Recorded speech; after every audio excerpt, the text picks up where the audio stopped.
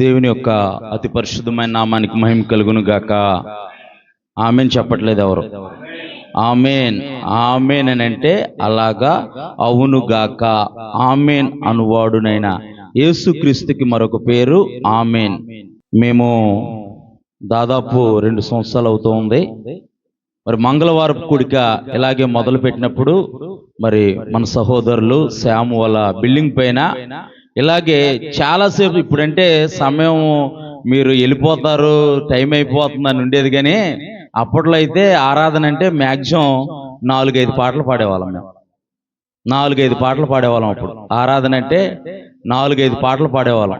ప్రార్థన పరిస్థితులను మార్చింది. ప్రార్థన ఏం చేసిందంటే పరిస్థితులను మార్చింది. అంటే నీవు ఏ పరిస్థితి గుండా వెళ్తున్నా ఆ పరిస్థితిలో దేవుని సన్నిధిలో మోకరించి ప్రార్థన చేస్తే ఆ పరిస్థితి నుంచి దేవుడు నిన్ను విడిపిస్తాడు. స్తుతి అయితే నీ స్థితిగతులను అన్నీ మార్చింది. స్థితిగతులు అనంటే మన చుట్టూ ఏదైతే ఉపద్రవం ఆవరించి ఉందో, ఏ పరిస్థితి అయితే మనకి ఎదురవబోతుందో, ఈ పలానా పరిస్థితి వల్ల నేను ఇలాగ అయిపోతాను, లేకపోతే పలానా సమస్య వల్ల నేను ఇలాగ అయిపోతాను, ఒకవేళ భయంతో, ఒకవేళ కలవరంతో, ఒకవేళ వేదంతో నువ్వు ఉంటే దేవుని సన్నిధిలో నువ్వు 2 చేతులు ఎత్తి దేవుని స్తుతిస్తే దేవుని యొక్క అభిషేకము, దేవుని యొక్క సన్నిధి నీవు అనుభవించటమే కాదు, నీ చుట్టూ ఉన్న స్థితిగతులన్నీ మార్చబడతాయి. దేవుని నామానికి మహిమ కలుగును గాక. స్తుతిలో అంత ఆశీర్వాదం. అందుకే ఎవరైనా పాటలు పాడేటప్పుడు మనం చప్పట్లు కొట్టడం, నోరులు తెరవటం మంచిది. దేవుని ఒక వాక్యం చెబుతుంది, నీ నోరు బాగుగా తెరుము, దాన్ని నేను ఆశీర్వాదాలతో నింపుతాను అంటున్నాడు. అంటే నీవు దేవుని సన్నిధిలోకి వచ్చి ఇలా మౌనంగా ఉండి ఏదో కోల్పోయిన వాళ్ళకి మళ్ళీ ఏదో ప్రపంచంలో ఉన్న బాధలన్నీ మనకే ఉన్నట్టు, ప్రపంచంలో ఉన్న కష్టాలన్నీ మనకే ఉన్నట్టు, ఎవడో కత్తిచ్చుకొని దావీదుని సౌలు తరిమినట్టుగా ఎవడో తరుముతున్నట్టు మనం అలాగ మౌనంగా ఉంటే ప్రయోజనం లేదు. దేవుని సన్నిధిలోకి వచ్చి మన హృదయపూర్వకమైన కృతజ్ఞతాస్తుతులు, మన జీవితంలో దేవుడు గత వారమంతా ఎలాంటి మేళ్ళు అయితే చేశాడో ఆ మేళ్ళన్నీ తలంచుకొని దేవుని స్తుతించినప్పుడు దేవుని యొక్క ఆశీర్వాదాలు, దేవుని యొక్క దీవెనలు, దేవుని యొక్క కాపుదల, దేవుని యొక్క క్షేమము, దేవుని యొక్క భద్రత నీకు, నీ కుటుంబానికి కలిగి ఉండిద్ది. దేవుని నామానికి మహిమ కలుగును గాక. నాకు ఎదురైన పరిస్థితుల్లో, నాకు ఎదురైన ఇబ్బందుల్లో నేను ప్రార్థన కంటే ఆరాధన ఎక్కువ చేశాను. ఇప్పుడంటే సమయం కుదరట్లేదు, కానీ ఆరాధన ఎక్కువ చేసేవాడిని. నేను దేవుణ్ణి ఎక్కువగా స్తుతించేవాడిని. ఆ ఆరాధనలోనే నేను కన్నీటి పరంతం అయిపోయి కన్నీరు కారుస్తూ దేవుని అలా స్తుతిస్తూ ఉన్నప్పుడు దేవుడు అనేక అపాయాల నుంచి, అనేక ఇబ్బందుల నుంచి, అనేక వ్యతిరేకమైన పరిస్థితుల నుంచి దేవుడు నన్ను విడిపించాడు. ఇదంతా ఎందుకు చెబుతున్నానంటే దేవుని సన్నిధిలోకి వచ్చి మనము నోరు తెరిచి దేవుని స్తుతించాలి. చప్పట్లు కొట్టగలిగితే చప్పట్లు కొట్టగలగాలి, పాడగలిగితే వారితో పాటు ఏకీపించి పాడాలి. ఒకవేళ పాట రాకపోతే రెండోసారి వారితో ఏకీపించి మనం పాడుతున్నప్పుడు దేవుని యొక్క అభిషేకము మీరు అనుభవించారో లేదో, కానీ నేను ఒకసారి 2 సంవత్సరాలు వెనక్కి శ్యాము డాబా పైకి వెళ్ళిపోయాను నేను ఒకసారి. అంటే అలాంటి అభిషేకము దేవుని సన్నిధిలో ఉంటుంది కనుక ఆ అభిషేకాన్ని మనం పొందుకున్నప్పుడు మన జీవితంలో ఎదురవుతున్న పరిస్థితులన్నిటిపైన మనము జయాన్ని పొందుకోగలుగుతాం. దేవుని నామానికి మహిమ కలుగును గాక.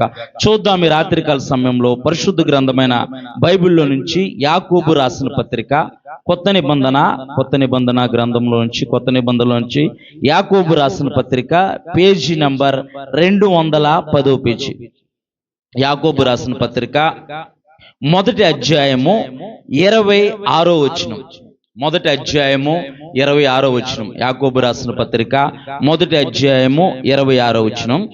ఎవడైనను నోటికి కళ్ళెము పెట్టుకొనక తన హృదయమును మోసపరుచుకొనుచు భక్తి గలవారమని అనుకుని నెడల వారి భక్తి వ్యర్థమే.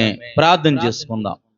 ప్రేమ నమ్మకం కలిగిన పరలోకపు తండ్రి, నీ పరిశుద్ధమైన, అత్యున్నతమైన, ఘనమైన నామాన్ని బట్టి మీకు వందనాలు, స్తుతులు, స్తోత్రాలు తండ్రి. అయ్యా, ఈ మంగళవారపు సువార్త కూడిక ప్రభా, సమాజముగా, సంఘముగా మమ్మల్ని అందరినీ సమకూర్చి నీ సన్నిధిలో నిన్ను స్తుతించే భాగ్యాన్ని, నిన్ను మహింపరిచే భాగ్యాన్ని, నీ మాటలు వినే భాగ్యాన్ని ప్రభా మీరు మాకు దయచేశారు ప్రభా.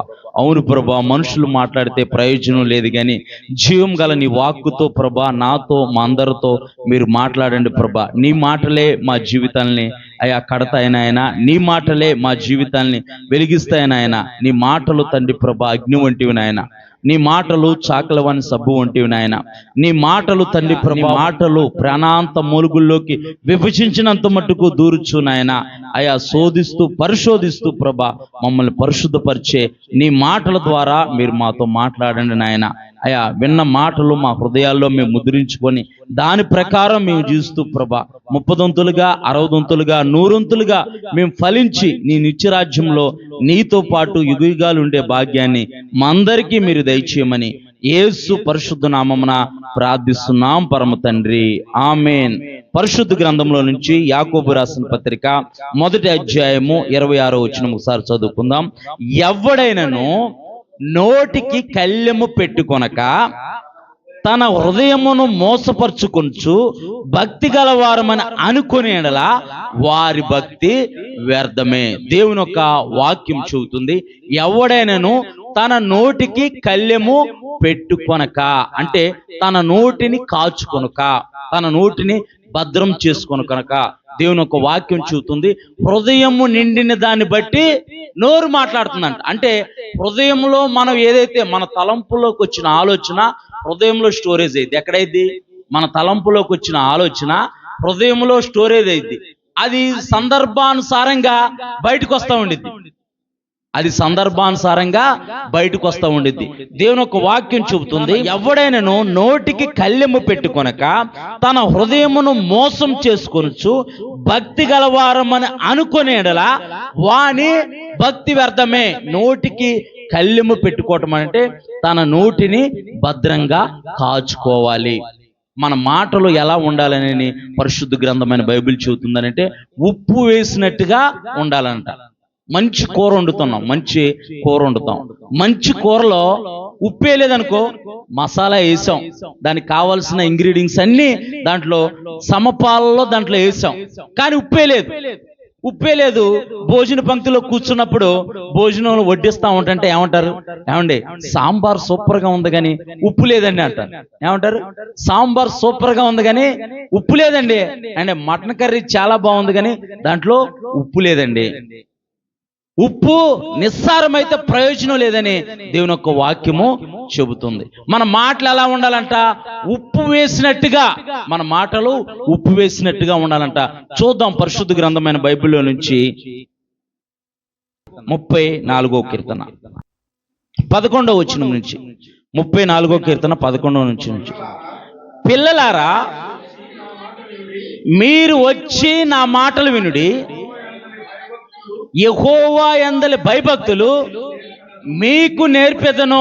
మనము దేవుని పిల్లలము, దేవుని స్వరూపమందు దేవుని పోలిక చొప్పున చేయబడిన మనము త్రోవ తప్పిపోతే, దేవుడికి దూరంగా బడిగితే, సృష్టికర్త అయిన దేవుని కుమారుడైన యేసు ప్రభువారు ఈ లోకానికి వచ్చి తన పరిశుద్ధ రక్తం ద్వారా పరిశుద్ధ రక్తం చిందించి సర్వలోక మానవాళికి పాప విమోచన కలగజేసి ఆయన యందు విశ్వాసం ఉంచిన వారిని ఆయన పిల్లలుగా ఆయన చేసుకున్నాడు. దేవుని నామానికి మహిమ కలుగును గాక. ఆయన పిల్లలను ఆయన అంటున్నాడు, నా పిల్లలారా నా యొద్దకు రండి, దేవుని యందు భయభక్తులు కలిగి ఎలా ఉండాలో నేను మీకు నేర్పేదనని ఇక్కడ భక్తుడు రాస్తున్నాడు. చదవండి.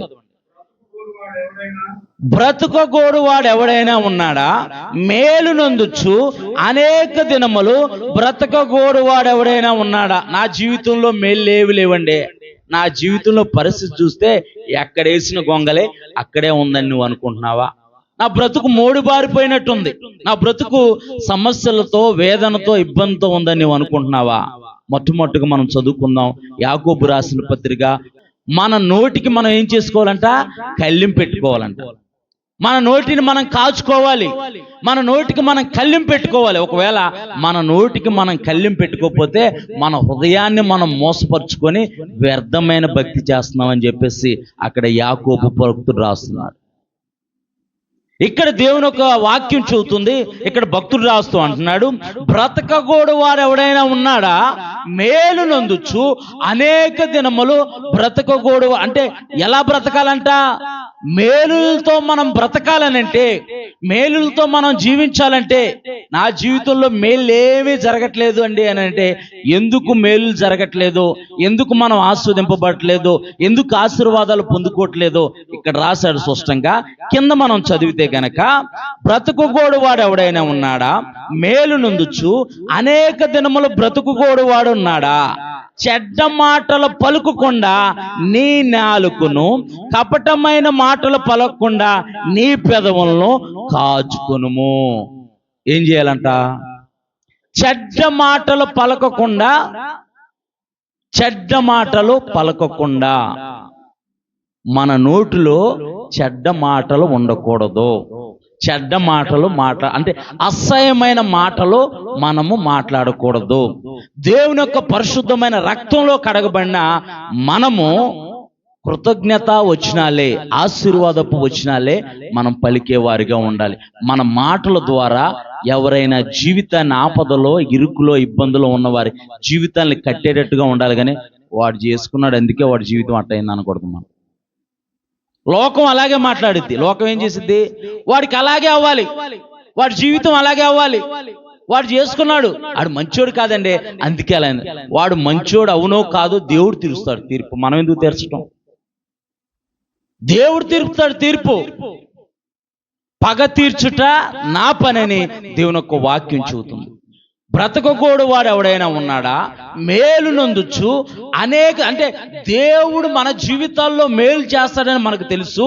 ఆ మేలు అనుభవిస్తూ మనం అనేక దినాలు బ్రతకాలని అంటే, ఎవరైనా ఏదైనా సమస్య వచ్చి సలహా అడిగారనుకో, చెబితే మంచి సలహా చెప్పాలి అని చెప్పి వాళ్ళ జీవితాన్ని పాడు చేసే సలహా మనం చెప్పకూడదు. చెడ్డ మాటలు పలకకుండా, అసహ్యమైన మాటలు పలకకుండా, మీ నోటిలో బూతులు ఉండకూడదు, కృతజ్ఞత వచ్చినాలే ఉండాలని చెప్పేసి పరిశుద్ధుడైన పౌలు అంటున్నాడు. బూతులైనను సరసోక్తులైనను మీరు మాట్లాడకూడదు. దేవుని రక్తంలో మనం కడగబడి దేవుని స్వరూపంలోకి మనం మార్చబడేవారిగా మనం ఉండాలి. కానీ చెడ్డమైన మాటలు పలికేవారిగా, చెడ్డ మాటలు పలికేవారిగా మనం ఉండకూడదు. చెడ్డ మాటలు పలకటం వల్లే మన ఆశీర్వాదము మన గుమ్మం దగ్గరకు వచ్చి ఆగిపోతుందేమో. అన్నిట్లో పర్ఫెక్ట్, టయానికి ప్రార్థన చేస్తున్నాం, టయానికి అన్నీ చేస్తున్నాం, సంఘానికి వస్తున్నాం, టయానికి సంఘానికి వస్తున్నాం, పరిచర్య చేస్తున్నాం, కానుకిస్తున్నాం, కృతజ్ఞత కానుకలు ఇస్తున్నాం, సేవకులను గౌరవిస్తున్నాం, సేవకుల్ని ఇంటికి పిలిపించి ప్రార్థన చేసుకుంటున్నాం, అన్నీ చేస్తున్నాం. కానీ చెడ్డ మాటలు పలుకుతుంటే గనక, చెడ్డ మాట అంటే ఎదుటి వారిని బాధ పెట్టే ప్రతి మాట కూడా చెడ్డ మాటే.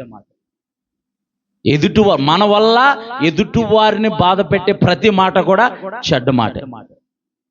ఎందుకంటే వారి హృదయాన్ని గాయపరుస్తుంది మాట. వారి హృదయాన్ని గాయపరుస్తుందంటే ఎవరిని గాయపరుస్తుందని అంటే, యేసు ప్రభు వారి స్వరూపంలో ప్రతి ఒక్కరూ చేయబడి, ఈ భూమి మీద చేయబడిన ప్రతి నరులు కూడా, స్త్రీలైనా పురుషులైనా సరే, ఎవరి స్వరూపమందు చేయబడ్డారని అంటే స్వరూపమందు వారు చేయబడ్డారు. మరి మనం బాధ పెడుతున్నాం అంటే ఎవరిని బాధ పెడుతున్నాం? దేవుని స్వరూపంలో ఉన్న దేవుని కుమార్తెని, కుమారుడిని బాధ పెడుతున్నాం. చెడ్డ మాటలు పలకకుండా, చదువు ఒకసారి, చెడ్డ మాటలు పలుకకుండా నీ నాలుకను, కపటమైన మాటలు పలుకకుండా నీ పెదవులను కాచుకొనుము. అసలు నాలుక ఎంత ప్రమాదమో ఒకసారి మళ్ళీ యాకోబు రాసిన పత్రికలోకి వెళ్ళి ఇక్కడికి వద్దాం. ఒకసారి యాకోబు రాసిన పత్రిక తీద్దాం. ఒకసారి నాలుకను కాచుకోమని భక్తుడు అంటున్నాడు కదా, ఒకసారి యాకోబు రాసిన పత్రికలోకి వెళ్దాం. ఒకసారి యాకోబు రాసిన పత్రిక 3వ అధ్యాయము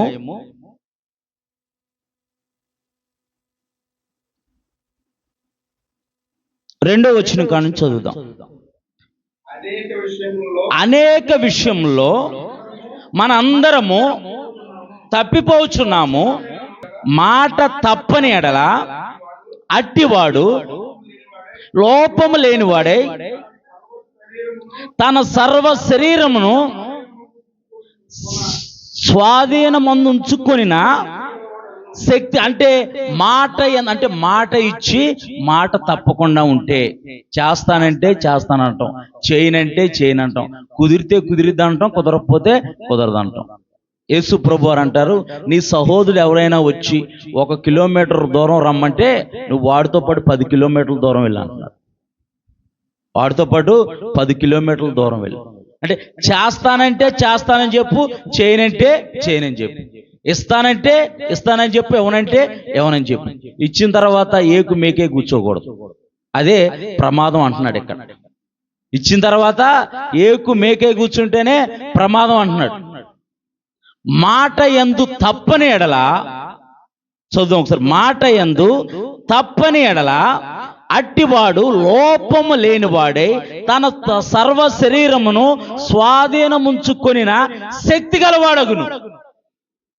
మనం మాట తప్పని వారిగా ఉంటే గనక సర్వ శరీరాన్ని స్వాధీనపరుచుకొని దేవుని శక్తిని అనుభవించే శక్తి గలవారం అవుతామంట. దేవుని నామానికి మహిమ కలుగును గాక అంటూ ఇక్కడ రాస్తున్నాడు. ఇక్కడ కింద రాస్తూ అంటున్నాడు, గుర్రములలో మనకు లోబడిటికై నోటికి కళ్ళెము పెట్టి వాటి శరీరం అంతయు తిప్పుదుము కదా, ఓడను చూడుడి, అవి ఎంతో గొప్పవైనను పెనుగాలి చేత కొట్టుకొని పోబడనను ఓడ నడుపు వాని ఉద్దేశం చొప్పున మిక్కిలి చిన్నదగు చుక్కాని చేత తిప్పబడును.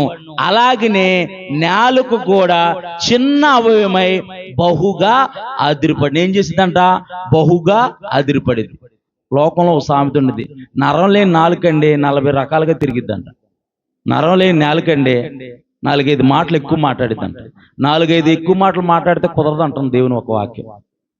ఏది మాట్లాడాలో అదే మాట్లాడాలి, ఏది చెప్పాలో అదే చెప్పాలి. లేకపోతే మన హృదయాన్ని మోసపరుచుకొని మనం చేసే భక్తి అంతా వ్యర్థమే అని చెప్పేసి దేవుని ఒక వాక్యం, నేను చెప్పట్లేదు, ఇది దేవుని ఒక వాక్యం చెబుతుంది. మన భక్తి అంతా వ్యర్థమే. నువ్వు ఎంత కష్టపడినా, ఎంత చేసినా, ఎన్ని దాన ధర్మాలు చేసినా, నువ్వు ఎంత పరిచర్య చేసినా, ఎంత కానుకిచ్చినా సరే, నీ నాలుకను నీ నోటి మాటను నువ్వు స్వాధీనపరచుకోకపోతే నీ భక్తి అంతా వ్యర్థమే. చదువుదాం ఒకసారి ఇదే మాటను. ఎంతో అలాగునే నాలుక చిన్న అవయవమైనను బహుగా అదిరిపడును.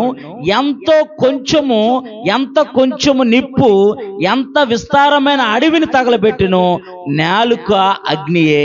నాలుక మన అవయములో ఉంచబడిన పాప ప్రపంచమై సర్వ శరీరమునకు మాలిన్యము కలగజేయచ్చు, ప్రకృతి చక్రముకు చిచ్చు పెట్టును, అది నరకము చేత చిచ్చు పెట్టుబడును.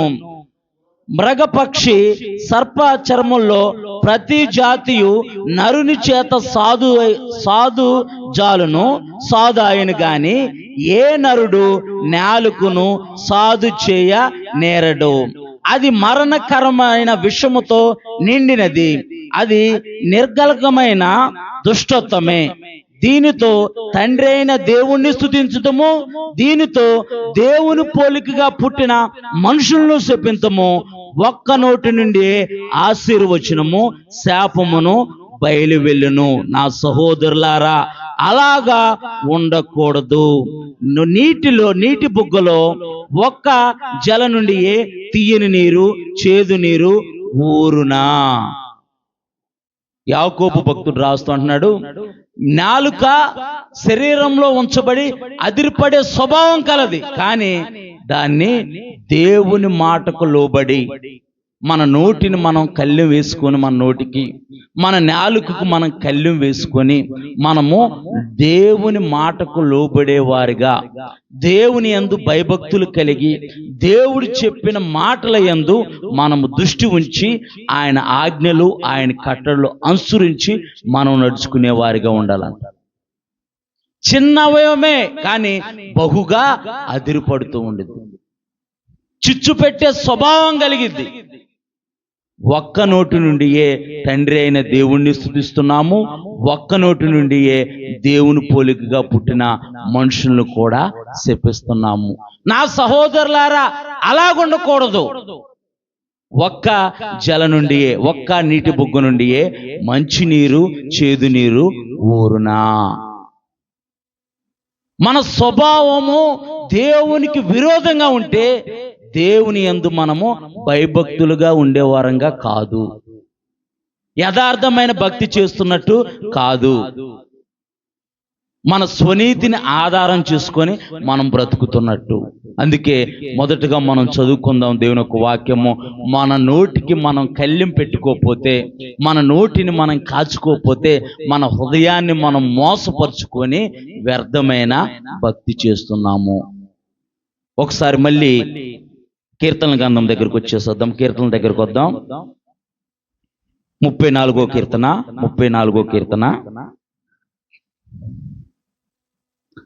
14వ వచనం.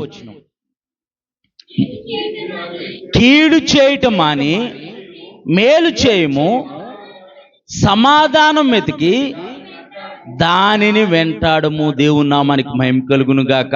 మన నాలుకను మనం కాచుకొని, మన నోటిని మనం కాచుకొని, వ్యర్థమైన మాటలు పదకొనకుండా, వ్యర్థమైన మాటలకు మన నోటికి మన నాలుకకి అవకాశం ఇవ్వకుండా మనము బ్రతుకుతూ సమాధానముగా ఉంటూ, సమాధానాన్ని వెంటాడుతూ మేలు చేసే వారిగా ఉంటే దేవుడు ఏం చేస్తాడో అక్కడ రాయబడి ఉంది. ఒకసారి చదువుదాం. ఒక్కసారి అది కింద చదువుదాం. యెహోవా దృష్టి నీతిమంతుల మీద ఉందంట. దేవుని నామానికి మహిమ కలుగును గాక. యెహోవా దృష్టి నీతిమంతుల మీద ఉంది. అంటే నీ నోటిని నువ్వు కళ్ళెం పెట్టుకొని, నీ నాలుకను నువ్వు కాచుకొని, వ్యర్థమైన మాటలు పలకకుండా, ఎదుటి వారిని శపించకుండా, ఎదుటి వారిని దూషించకుండా, ఎదుటి వారి యందు నువ్వు ప్రేమ కలిగి, సమాధానం కలిగి నీవు జీవిస్తూ ఉంటుంటే యెహోవా దృష్టి నీతిమంతుల మీద ఉన్నది. ఆయన చెవులు వారి మొరలు ఒగ్గి ఉన్నవి. దేవుని నామానికి మహిమ కలుగును గాక. ఒకవేళ నువ్వు నీ నోటిని కాచుకొని, నీ నాలుకను కాచుకొని, నీ మాటను కాచుకొని దేవుని ఆజ్ఞల అనుసారంగా నీవు జీవిస్తూ ఉంటుంటే, నీవు మొర పెడితే నీ మొర సరాసరి దేవుని యొక్క చెవుల్లో వినబడతా ఉండిద్దంట. దేవుని నామానికి మహిమ కలుగును గాక. మన నోటిని కాచుకోకుండా, మన నాలుకని కాచుకోకుండా తండ్రి అయిన దేవుణ్ణి ఆ నోటితోనే స్తుతిస్తూ, ఆ నోటితోనే దేవుని పోలికగా పుట్టిన మనుషుని శపిస్తా ఉంటుంటే మన ప్రార్థన ఆలకించబడదు. ఆయన దృష్టి నీతిమంతుల మీద ఉందంరా. నీతిమంతులు ఎవరు అని అంటే ఆయన రక్తంలో కడగబడి, ఆయన యందు విశ్వాసం ఉంచుతూ, ఆయన యందు నమ్మిక ఉంచుతూ, ఆయన ఏ ఆజ్ఞలైతే చెప్పాడో, ఏ కట్టడలైతే చెప్పాడో వాటిని అనుసరించి నడిచేవారే నీతిమంతులు. అబ్రహాము దేవుడు నమ్మెను, అది అతనికి నీతిగా ఎంచబడిను. దేవుడు చెయ్యొద్దంటే చేయలేదు. నా సన్నిధిలో నీవు నిందారహితుడిగా ఉండమంటే నిందారహితుడిగా ఉండటానికి ప్రయత్నం చేశాడు అబ్రహాము. ఒక్కగానొక్క కుమారుణ్ణి కూడా ఇవ్వటానికి వెనుతీయలేదంట అబ్రహాము. పాపాన్ని అసహించుకున్నాడు, లోకాన్ని అసహించుకున్నాడు. లోకంలో ఉన్నదంతా నేత్రాశ, శరీరాశ, జీవపుడంబమే. లోకంతో స్నేహము దేవునికి వైరమని మీరు ఎరుగురా. లోకాన్నంతా హృదయంలో నింపుకొని మన ఇష్టానుసారమైన మాటలతో మనం మాట్లాడుతూ దేవుని సన్నిధిలోకి వచ్చి ప్రార్థన చేస్తూ ఉంటుంటే మన ప్రార్థన ఆలకించబడదు. ఒక్క నోటి నుండే, ఒక్క జల నుండే, ఒక్క నీటి బుగ్గు నుండే మంచి నీరు, చేదు నీరు ఊరునా. ఒక్క నోటి నుంచే తండ్రి అయిన దేవుని స్తుతించుతూ, ఆ నోటి నుంచే దేవుని పోలికగా పుట్టిన మనుషుల్ని శపిస్తూ ఉంటుంటే మన ప్రార్థన దేవుని సన్నిధికి చేరదు. మన నోటికి మనం ఎప్పుడైతే కళ్ళెం పెట్టుకుంటామో, మన నాలుకని ఎప్పుడైతే మనం కాచుకుంటూ ఉంటామో, ఆయన అంటున్నాడు, నీ నోరు బాగుగా తెరుము, దాన్ని నేను ఆశీర్వాదాలతో నింపుతాను. ఒకసారి చివరిగా చూద్దాం. 1 పేతురుకు రాసిన పత్రిక 3వ అధ్యాయము. 1 పేతురుకు రాసిన పత్రిక 3వ అధ్యాయము. దీన్ని కొద్దిగా స్పష్టంగా వివరిస్తున్నాడు. 1 పేతురుకు రాసిన పత్రిక 3వ అధ్యాయము 10వ వచనం దగ్గర నుంచి. 1 పేతురుకు రాసిన పత్రిక 3వ అధ్యాయం. జీవమును ప్రేమించి మంచి దినములు అంటే జీవాన్ని ప్రేమించి, దేవుని యొక్క నిత్యరాజ్యాన్ని ప్రేమించి, దేవుని నిత్యరాజ్యంలో నేను ఉండాలని ఆశించి, చదవండి. చెడ్డదాని జీవమును ప్రేమించి మంచి దినములు చూడకూడవాడు. నా దినాల్లో నా జీవితంలో మంచి దినాలు లేవండి, అన్ని చెడ్డ దినాలండి. నేను ఏది పట్టుకుంటే అది బూడిదైపోతున్నాను అనుకుంటున్నావా? బంగారం పట్టుకున్నా సరే బూడిదైపోతున్నాను అంటున్నావా? ఇక్కడ దేవుని ఒక వాక్యం చెబుతుంది, ఇందాం ఒకసారి. జీవమును ప్రేమించి మంచి దినములు చూడకూడదు వారు చెడ్డ మాటలు పలుకకుండా తన నాలుకను, కపటమైన మాటలు పలుకకుండా తన పెదవులను కాచుకొనవలెను. నీవు యుగయుగాలు ఆ నిత్య జీవంలో యేసు ప్రభు వారితో జీవించాలని అంటే మన నాలుకను మనం కాచుకోవాలి, మన నోటిని మనం కాచుకోవాలి. నీ జీవితంలో నీవు మంచి దినాలు చూడాలంటే, శుభకరమైన దినాలు చూడాలంటే, ఆశీర్వాదం నొందిన దినాలు నీవు చూడాలంటే, ఆశీర్వాదంతో నింపబడిన దినాలు నీవు చూడాలనంటే, జీవమును ప్రేమించి మంచి దినములు చూడకూడవాడు చెడ్డ మాటలు పలుకకుండా తన నాలుకను, కపటమైన మాటలు చెప్పకుండా తన పెదవుల్ని కాచుకొనవలెను. అతడు కీడు నుండి తొలగి మేలు చేయవలను, సమాధానం వెతికి దాన్ని వెంటాడవలను. ప్రభు కన్నులు నీతిమంతుల మీదను, ఆయన చెవులు వారి ప్రార్థనల వైపు ఉన్నవి గాని ప్రభు ముఖము కీడు చేయ వారికి విరోధముగా ఉంది. ఒక్క మాట చాలు, ఎదుటివారి పై ఉన్న అభిప్రాయాన్ని మార్చడానికి ఏం కావాలి, ఏం సరిపోయింది? ఒక్క మాట చాలు. నీ గురించి ఫలానా ఆయన ఇలాగ అన్నాడు, ఫలానా ఆవిడ ఇలాగ అన్నాడంటే చాలు, స్టార్ట్ అయింది ఇంకా అగ్గిరవ్వ. ఒక్క మాట చాలు ఎదుటి వారి మీద ఉన్న అభిప్రాయం మార్చడానికి, ఒక్క మాట చాలు. జీవమును ప్రేమించి మంచి దినాలు చూడాలంటే, ఆయన యొక్క నిత్యరాజ్యంలో యుగాలు ఆయనతో పాటు జీవించాలని అంటే, కీడుకు ప్రతి కీడు చేసేవారి కాకుండా మనము కీడు చేయవారికి మేలు చేసేవారిగా, కీడు చేసేవారికి మేలు చేసేవారిగా, ఎదుటి మనిషిని ప్రేమించి ఎదుటి మనిషిని గౌరవించేవారిగా మనం ఉండాలి. మన నోటిని మనం కాచుకుంటే, మన నాలుకను మనం కాచుకో ఉంటే, మన జీవితంలో మంచి దినాలు మనం చూస్తాము.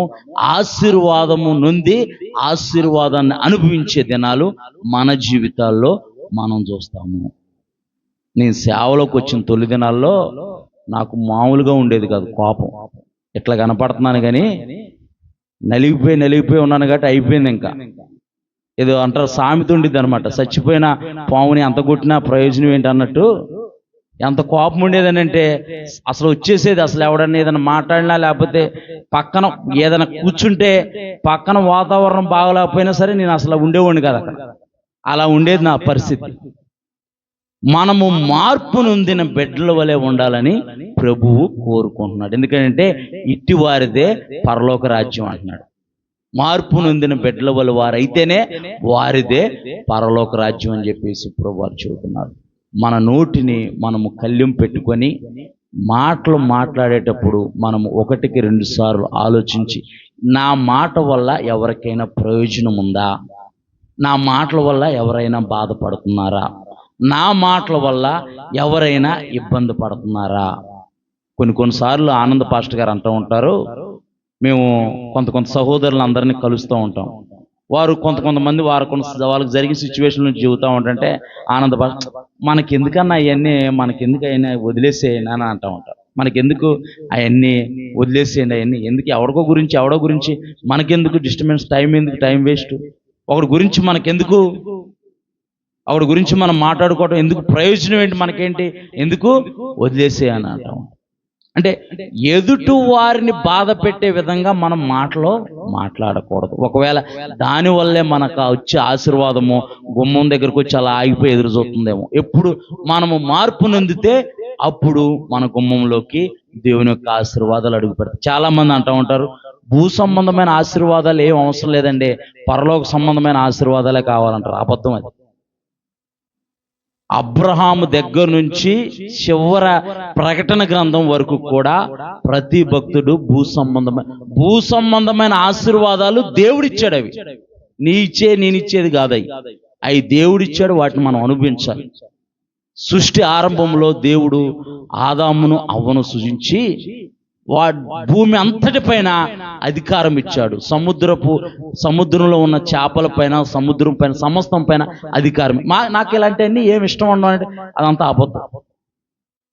భూ సంబంధమైన ఆశీర్వాదము మనము అనుభవించి తీరాల్సిందే.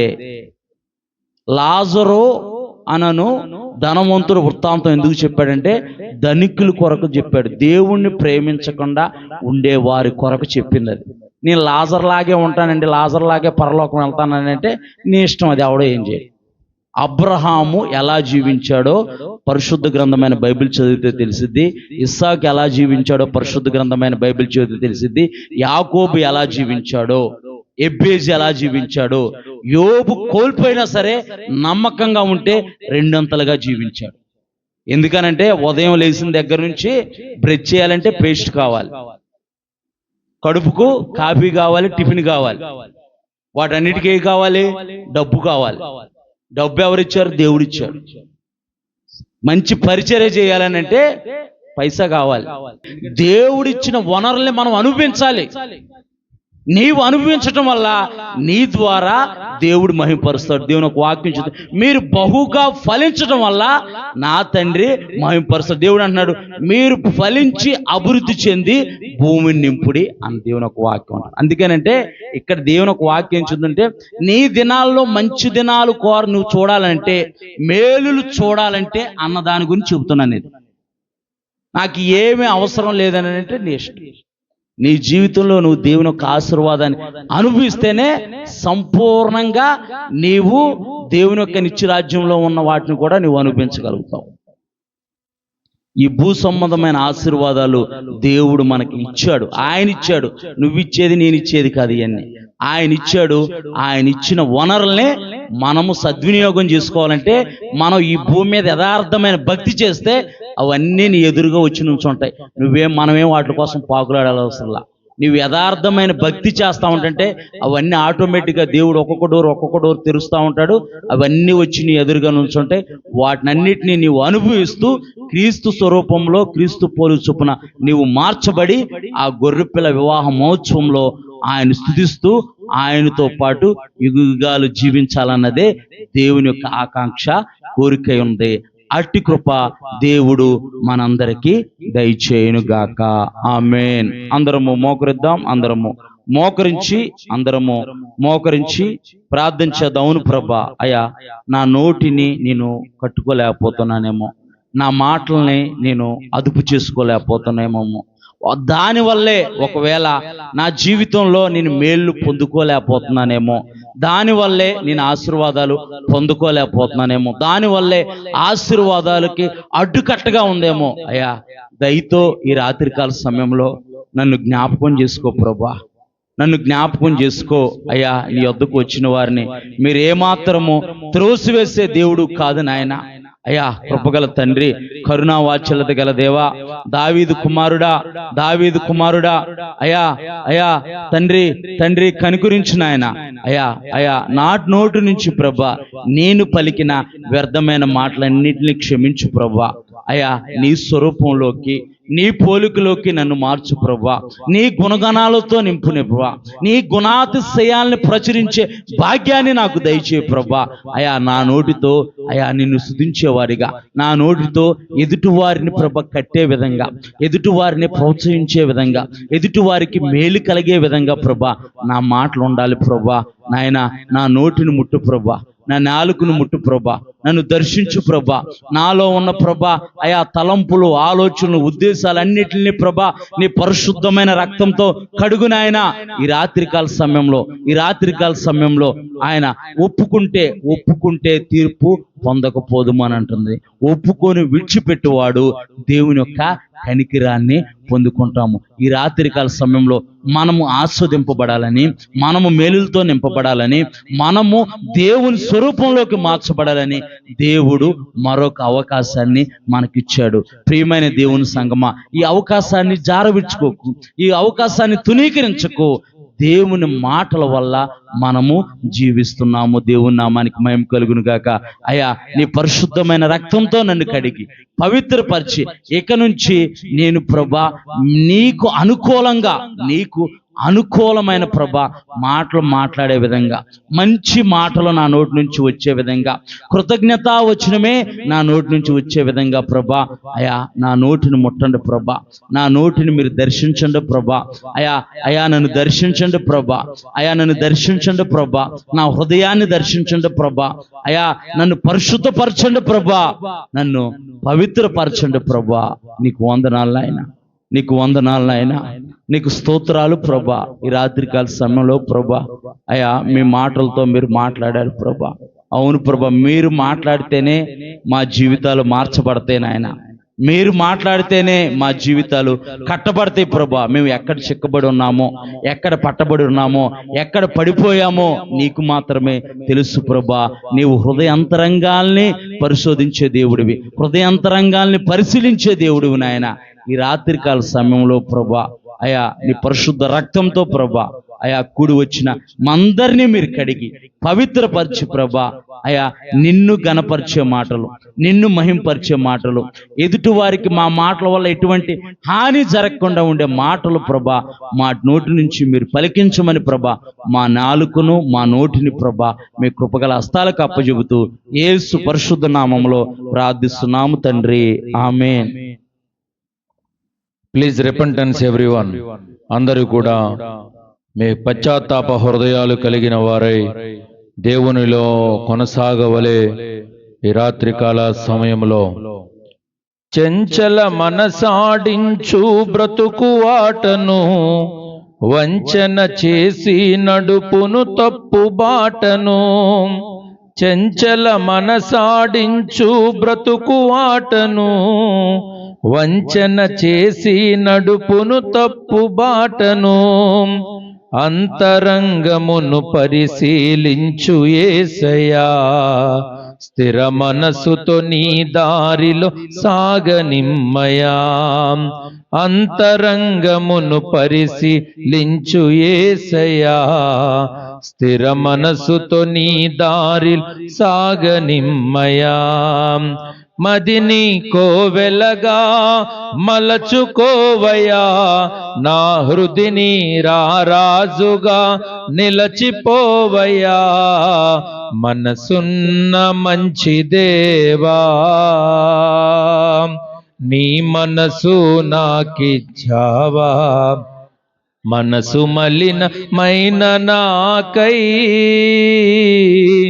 మనిషిగా దిగి వచ్చావా. అవును ప్రియులారా, ఈ రాత్రి మన హృదయాలను దేవునికి సమర్పించుకుని అంతరంగమును పరిశీలించే దేవుని వైపు చూస్తూ, ప్రభువా నా నాలుకను, నా శరీరాన్ని, నా హృదయాన్ని నీకే సమర్పిస్తున్నాను. మీరు చెప్పినట్టుగా జీవిస్తాను, మీ వాక్యానుసారంగా బ్రతుకుతానని మనందరము కూడా ఈ రాత్రి ఒక తీర్మానం తీసుకుందాం.